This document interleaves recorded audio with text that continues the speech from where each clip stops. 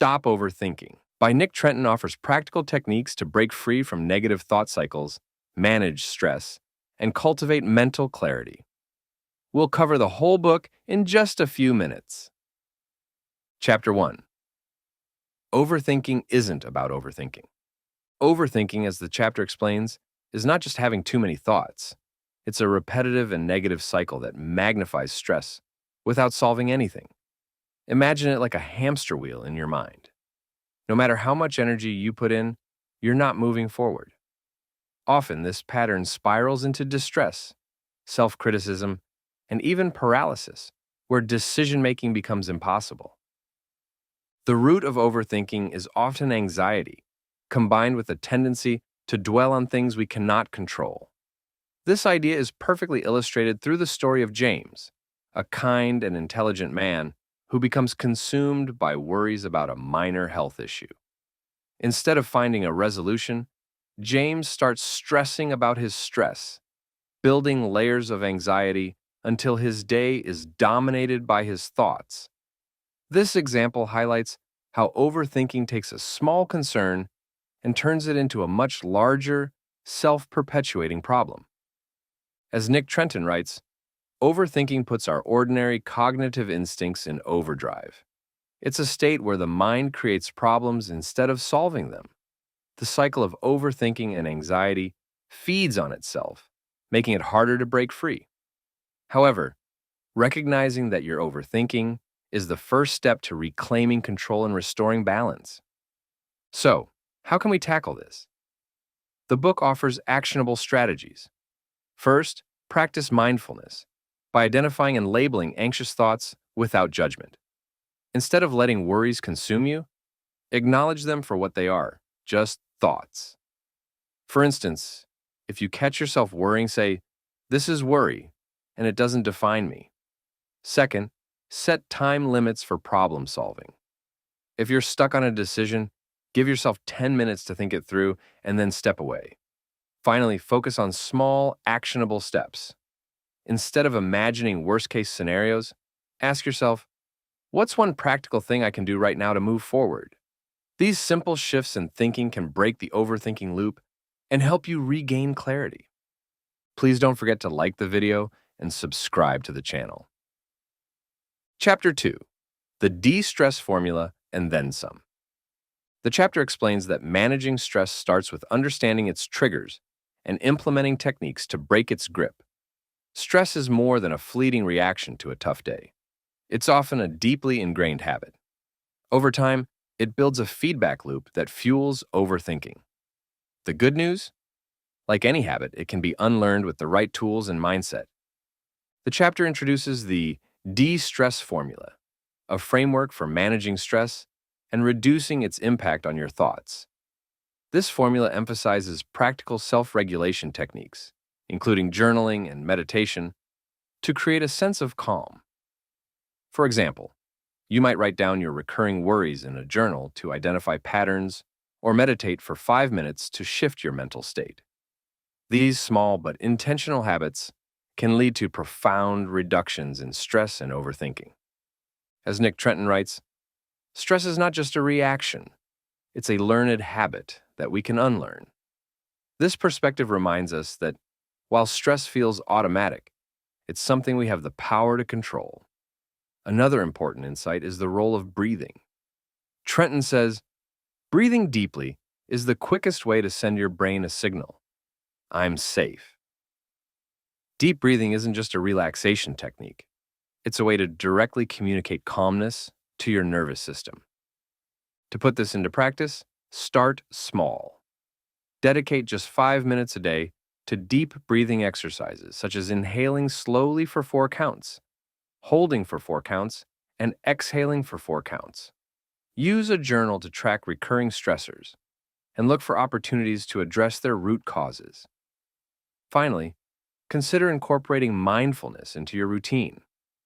This could be as simple as sitting quietly and focusing on your breath, or even taking a mindful walk to clear your head. By combining these tools, you can not only reduce stress, but also prevent it from spiraling into overthinking. Stress may be a persistent companion, But with the de-stress formula, you can take control and create a calmer, more focused mind. Chapter 3. Manage your time and inputs. The focus shifts to time management and controlling the information we allow into our lives, both of which are essential for avoiding mental overwhelm. Poor time management and excessive external inputs, such as constant notifications or an overflowing to-do list, can create chaos in the mind. When your mental energy is stretched too thin, it becomes harder to focus and easier to slip into cycles of overthinking. The chapter highlights the pitfalls of multitasking, explaining that juggling multiple tasks often leads to inefficiency and fuels mental clutter. Instead of getting more done, multitasking splits your attention and makes you less productive. On the other hand, clear prioritization, focusing on what matters most, can declutter your mind and help you make meaningful progress. Nick Trenton writes, "Your brain needs space to think clearly. Crowding it with tasks is like trying to paint on a cluttered canvas." To make that space, he suggests strategies like time blocking, where you dedicate specific blocks of time to focus on one task at a time. By doing this, you create a structure that allows your brain to focus and reduces the temptation to overthink. Another important insight from this chapter is the power of saying no. As Trenton puts it, what you say no to defines the space for what truly matters. Learning to decline unnecessary commitments or distractions allows you to reclaim mental energy for your priorities. Real-world examples in the chapter show how simplifying workflows can reduce mental strain, improve focus, and prevent overwhelm. To implement these ideas, start with time blocking. Allocate focused periods for your most important tasks and stick to them. Next, reduce digital distractions by setting specific times to check emails or social media, rather than letting notifications dictate your day. Finally, take time to declutter your workspace. A clean and organized environment fosters a sense of calm, making it easier to focus and less likely for your thoughts to spiral. By managing your time and inputs effectively, you can reduce the noise in your life, free up mental space, and approach your day with greater clarity and intention. Chapter 4. How to Find Instant Zen. Now we shift our focus to finding moments of instant calm, something we all need when overthinking takes over. The good news is that calming your mind doesn't require a big-time commitment or elaborate rituals. It can be as simple as using quick, actionable techniques that help you reset and find peace in the present moment. The chapter introduces sensory grounding and visualization techniques as effective ways to calm a racing mind. These methods work by focusing your attention on the here and now, creating a buffer against the spiral of overthinking. For instance, the 5-4-3-2-1 grounding method is a straightforward tool that uses your senses to reconnect with the present. To try it, identify 5 things you can see, 4 things you can touch, 3 you can hear, 2 you can smell, and 1 you can taste. This simple exercise helps anchor your thoughts and slows the mental whirlwind. As Nick Trenton wisely puts it, Zen isn't about doing more, it's about doing less and being present. Sometimes our attempts to fix overthinking just add more layers to the chaos. Instead, the chapter emphasizes simplifying your environment and focusing on the small, calming actions that can bring clarity. For example, clearing clutter from your physical space can mirror the mental clarity you're seeking. When the world around you feels orderly, it's easier to cultivate inner peace. Another powerful tool introduced in this chapter is visualization. Picture a place where you feel completely at ease. Perhaps a sunny beach, a quiet forest, or even a favorite room in your home. By mentally immersing yourself in that space, you give your mind a chance to escape anxious thoughts and recharge. As Trenton says, grounding yourself in your senses is a shortcut to escaping the storm of overthinking. Start practicing these tools in small moments throughout your day. Whether it's using the 5-4-3-2-1 method during a stressful commute, or taking a few minutes to visualize a calming scene, These techniques offer quick and effective ways to find balance. To build on these ideas, try simplifying your surroundings to reflect the calm you seek internally. A tidy space can set the stage for a peaceful mind. By combining these practices, you'll have a toolkit ready to handle overthinking whenever it strikes. Chapter 5. Rewire your thought patterns. Here we tackle one of the most transformative ideas in the book, the ability to rewire your thought patterns. Overthinking isn't just something that happens to you, it's the result of cognitive habits that you've built over time. The good news is that those habits can be reshaped with intentional effort. This chapter focuses on strategies to identify and challenge negative thought patterns while cultivating new, healthier ways of thinking. Cognitive behavioral therapy, or CBT, is one of the key tools introduced here. CBT is a proven approach for examining your thoughts and asking whether they're based on evidence or just assumptions. For example, if you find yourself thinking, "I always fail at everything," pause and ask, "Is that really true, or is this just my frustration talking?" This shift in perspective is what the book calls reframing. As Nick Trenton puts it, reframing is the art of seeing problems through a lens of possibility, not limitation. Another essential strategy discussed is fostering gratitude. The chapter explains how overthinking often focuses on what's missing or what's wrong. By keeping a daily gratitude list, you train your brain to notice the positive aspects of your life instead. Even something as simple as being grateful for a sunny day or a good conversation can help shift your mindset over time. Personal stories in this chapter illustrate how these practices lead to long-term clarity and resilience.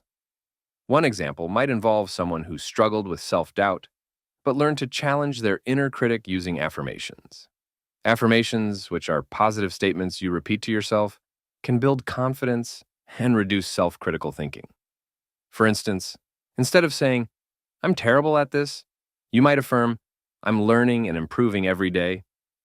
Trenton reminds us, your thoughts are not reality. They're just interpretations you can choose to rewrite. This insight is empowering because it puts you in control of your mental narrative. To implement these ideas, start by challenging negative thoughts as they arise. Ask yourself, is this thought helping me or is it holding me back? Then, focus on creating a gratitude list to shift your attention to the positives in your life. Finally, use affirmations to replace self-critical thoughts with empowering ones. By rewiring your thought patterns, you can break free from the cycle of overthinking and create a mindset that fosters clarity, resilience, and growth. These small, consistent changes can have a profound impact on how you see yourself and the world around you. Please don't forget to like the video and subscribe to the channel. Chapter 6. Newfound Attitudes and Emotional Regulation. This chapter is about emotional regulation, a transformative skill for managing the impact of overthinking. The chapter begins with an essential truth. Emotions are not the enemy. Instead of seeing them as threats, we can view them as valuable signals that guide us toward what truly matters. When understood and embraced, emotions become a tool for personal growth, rather than a source of distress. One of the most critical attitudes for emotional regulation is self-compassion. As Nick Trenton puts it, self-compassion isn't self-indulgence. It's the foundation of genuine strength. When we treat ourselves with kindness, especially during tough moments, we create a mental space where overthinking has less power. Similarly, cultivating acceptance and presence allows us to navigate life's challenges without getting lost in cycles of anxiety. The chapter emphasizes the importance of emotional awareness. By simply labeling emotions as they arise, naming them as sadness, frustration, or joy, for example, we gain clarity and reduce their intensity. This practice helps us respond thoughtfully rather than react impulsively. As Trenton says, emotions are not enemies, they're allies guiding you toward what matters.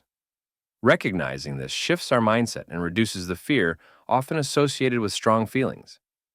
The book also highlights how adopting a growth-oriented mindset can lead to lasting calm and clarity. Challenges, while uncomfortable, are opportunities to grow. When we approach difficulties with resilience and curiosity, we build the mental tools to face future stress with confidence. This creates a sense of inner stability that weakens overthinking's grip. To practice emotional regulation, start by labeling your emotions throughout the day. For instance, if you feel anxious, simply say to yourself, "I'm feeling anxious right now," without judgment. Use mindfulness exercises like focusing on your breath to stay present during emotional highs and lows. Finally, remind yourself that growth often arises from challenges, not ease.